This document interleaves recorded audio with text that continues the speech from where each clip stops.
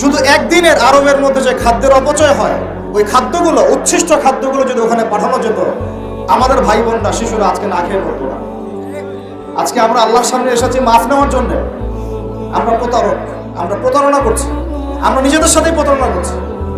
পুরো রমাদানে আমরা অনেক ইবাদত করেছি সারা বিশ্বের মানুষ, পুরো বিশ্বের মুসলমানরা, পুরো বিশ্বের মুসলমানের সবার পক্ষ থেকে 1 টাকা করেও সাদাকা গাজায় পাঠানো হয়। যদি আমরা 16 কোটি মুসলমান 1 টাকা করে দিতাম, 16 কোটি টাকা হতো। শুধু একদিনের আরবের মধ্যে যে খাদ্যের অপচয় হয়, ওই খাদ্যগুলো, উচ্ছিষ্ট খাদ্যগুলো যদি ওখানে পাঠানো যেত, আমাদের ভাই বোনরা, শিশুরা আজকে না খেয়ে পড়তো না। আজকে আমরা আল্লাহর সামনে এসেছি মাফ নেওয়ার জন্য। আমরা প্রতারক, আমরা প্রতারণা করছি, আমরা নিজেদের সাথেই প্রতারণা করছি।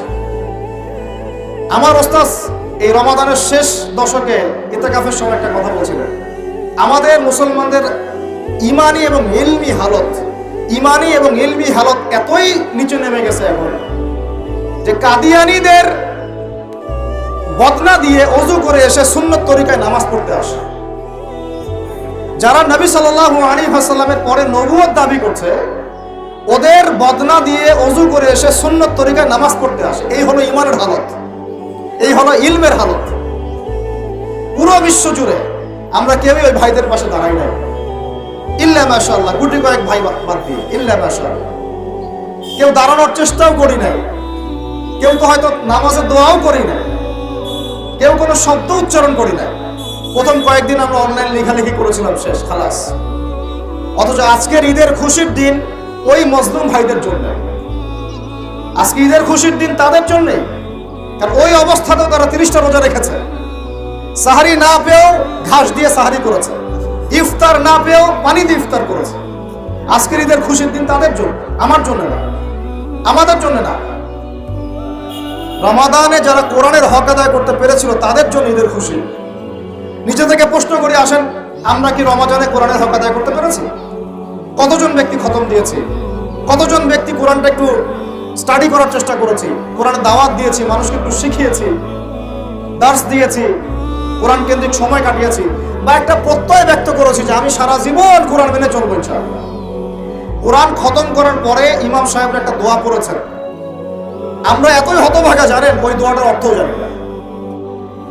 ইমাম সাহেব খতমে তারাবির দিন একটা দোয়া পড়েছেন শেষ দিনে, আল্লাহুম্মা ইজআলিল কুরআন রাবিআ কুলুবানা ওয়া নূরা সুদুরানা, আল্লাহুম্মা ইজআলহু লানা ইমামান ওয়া হুদান ওয়া নূরান ওয়া রাহমা ওয়াজআলহু লানা হুজ্জাতান ইয়া রাব্বাল আলামিন।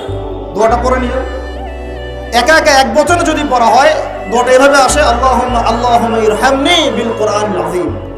আল্লাহ কোরআনের ওসিলায় আমাকে রহম করেন। পড়ি নাই, কিসের রহম? হকি আদায় করি নাই, কিসের রহম? আল্লাহুম্মা ইজআলহু লি, আল্লাহ কোরআনকে আমার জন্য বানিয়ে দেন ইমামান, নেতা, কোরআন হবে আমার নেতা, ওয়া হুদান, আমার হেদায়েত, ওয়া নূরন, আমার আলো, ওয়া রাহমা, এবং দয়া। কি ভারী ভারী শব্দ, কি গভীর ভারী ভারী শব্দ। ওয়াজআলহু লি হুজ্জাতান ইয়া রাব্বাল আলামিন, আল্লাহ কোরআনকে আমার জন্য দলিল প্রমাণ বানায় দেন। সুবহানাল্লাহ। এই দোয়াগুলো আমরা পড়েছি রমজান মাসে তারাবির শেষে, কিন্তু কোরআনের হক আদায় করতে পারি না।